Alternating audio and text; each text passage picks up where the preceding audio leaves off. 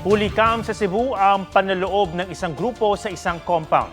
Nakatakas sila at dala ang mga ninakaw kahit may mga asong pinahabol sa kanila.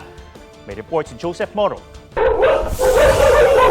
Hindi natinag sa tahol ng mga aso ang grupong ito na nang himasok sa isang compound sa barangay Pagsabungan, Mandaue City, Cebu. May kanyang-anyang sako ang 7 kabilang ang ilang bata. Ayon sa may-ari, hinakot ng grupo ang mga gamit nilang nasa labas noon ng kanilang bahay.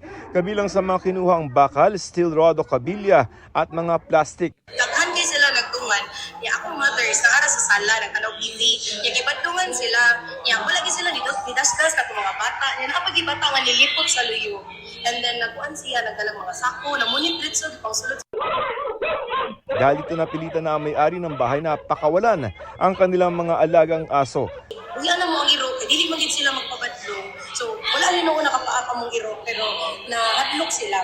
And by far wala pa sila na malik na gyud. Nakatakas sa mga salarin, bitbit ang mga ninakaw.